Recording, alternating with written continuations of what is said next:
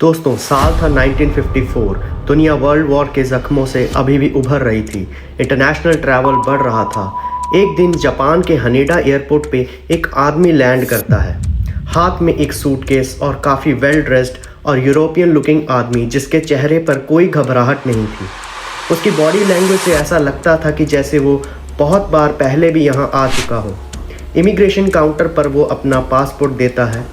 Officer passport देखकर एक पल के लिए रुक जाता है, सिस्टम पर चेक करने लगता है, अपने बाकी कोलीग से डिस्कस करने लग जाता है, क्योंकि उस आदमी का पासपोर्ट एक ऐसी कंट्री को बिलोंग करता था जिसका नाम था टॉरेट। ऐसे नाम की कंट्री दुनिया के किसी भी ऑफिशियल रिकॉर्ड में एग्जिस्ट नहीं करती। उस आदमी से पूछताछ शुरू हो जाती है। उसके डॉक्यूमेंट्स चेक किए जाते हैं। सभी documents, business papers, bank cheques, सब में एक कंट्री का नाम निकल के सामने आता है, जो थी टॉरेट। पूछताछ के दौरान आदमी बताता है कि टॉरेट करीब 1000 साल पुराना देश है। उसे मैप दिखाया जाता है और वो आदमी बिना कुछ सोचे फ्रांस और स्पेन के बीच में उंगली रख देता है, जिस जगह एंडोरा नाम का देश है। जब ऑफिसर्स कहते हैं कि यहाँ एंडोरा नाम का देश है तो वो आदमी बहुत हैरान हो जाता है और कहता है, मैंने एंडोरा नाम पहले कभी नहीं सुना।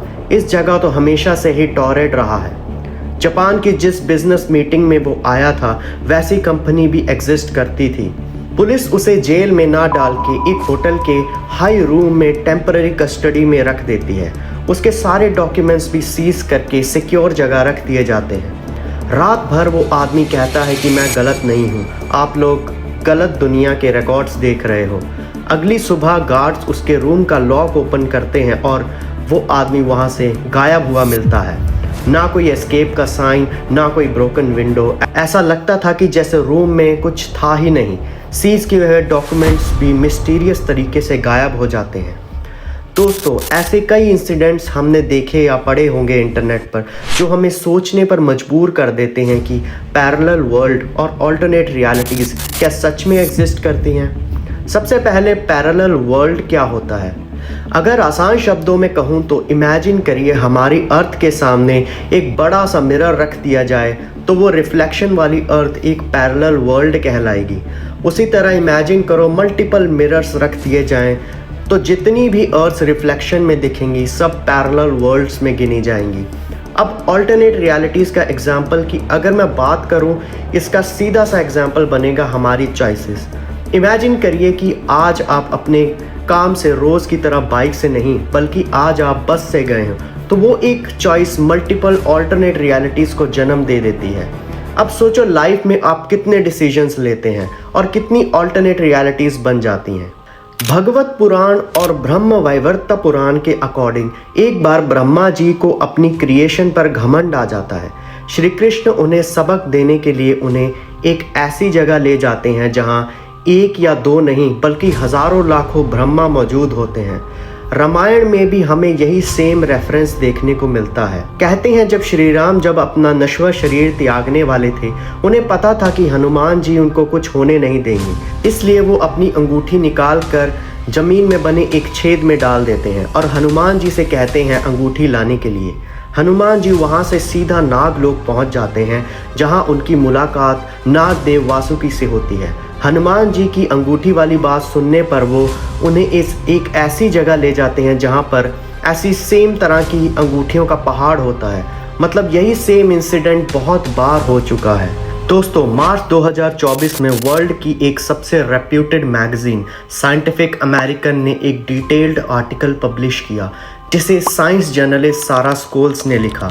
इस आर्टिकल में क्लियरली बताया गया कि मल्टीवर्स का आइडिया साइंस फिक्शन नहीं है। क्वांटम मैकेनिक्स, कॉस्मोलॉजी और मॉडर्न फिजिक्स के इक्वेशंस नेचुरली इस पॉसिबिलिटी की तरफ पॉइंट करते हैं कि हमारा यूनिवर्स शायद अकेला नहीं है। साल 2025 में भी न्यूज़ वीक में एक साइंस रिपोर्टर टॉम हॉवर्थ ने एक आर्टिकल लिखा जिसका फोकस उन वायरल क्लेम्स पर था जो कह रहे थे कि नासा ने अंटार्कटिका में एक पैरेलल यूनिवर्स डिस्कवर किया जहां टाइम रिवर्स चलता है। न्यूज़ वीक ने इस क्लेम को क्लियरली डिबंक किया और बताया कि ये सब एक गलत इंटरप्रिटेशन थी। नासा ने कभी ऑफिशियली पैरेलल यूनिवर्स मिलने का क्लेम नहीं किया है। क्वांटम फिजिक्स कहता है कि जब भी कोई इवेंट होता है सिर्फ एक रिजल्ट पॉसिबल नहीं होता, हर पॉसिबिलिटी अपना अलग रियलिटी बना सकती है। एल्बर्ट आइंस्टाइन ने बताया कि टाइम और स्पेस अलग चीज़ें नहीं हैं, वो एक ही फैब्रिक का हिस्सा है, स्पेस टाइम। अगर स्पेस टाइम बेंड हो सकता है, स्ट्रेच हो सकता है, तो थियोरेटिकली रियलिटीज़ कभी कभी एक दूसरे के करीब आ सकती हैं। स्ट्रिंग थियोरी कहती है कि यूनिवर्स के basic building blocks vibrating strings होते हैं और ये 10 या 11 डायमेंशंस में वाइब्रेट कर सकते हैं। हो सकता है पैरेलल वर्ल्ड्स उन्हीं एक्स्ट्रा डायमेंशंस में छुपे हों, हमारे बिल्कुल पास पर हमसे इनविजिबल।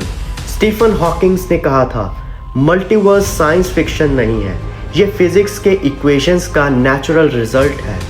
मिचियो काकू मानते हैं कि मैथमेटिकली पैरेलल यूनिवर्सेस पॉसिबल हैं, बस अभी उनका डायरेक्ट प्रूफ हमारे पास नहीं है। साइंस एक ऑनेस्ट बात मानता है, पॉसिबल है लेकिन प्रूव्ड नहीं। आज हम नहीं कह सकते कि पैरेलल वर्ल्ड्स का प्रूफ मिल चुका है, लेकिन हम ये भी नहीं कह सकते कि वो एग्जिस्ट नहीं करते। हो सकता है फ्यूचर में टेक्नोलॉजी इतनी एडवांस हो जाए कि हम स्पेस टाइम के सीक्रेट्स समझ पाएं। हो सकता है हम उन बाउंड्रीज को क्रॉस कर पाएं जो आज इम्पॉसिबल लगती है, और शायद कभी कभी कोई बाउंड्री गलती से क्रॉस हो जाती है, जैसे 1954 में टोक्यो के एयरपोर्ट पर हुआ। हो सकता है वो आदमी झूठा था, कहानी एग्जैजरेटेड थी, या शायद वो बस गलत दुनिया में आ गया हो और फिर वापस चला गया। इससे एक और चीज़ की पॉसिबिलिटी निकलती है दोस्तों, कि क्या कोई एडवांस एलियन सिविलाइजेशन हमें इस दुनिया या इस यूनिवर्स को कंट्रोल कर रही हो और इस आदमी का यहाँ आना एक ग्लिच हो जिसे उन्होंने बाद में कवर किया हो। तो मिलते हैं दोस्तों अगली वीडियो में, तब तक के लिए अपनी क्यूरियोसिटी जगाए रखिए। Thank you.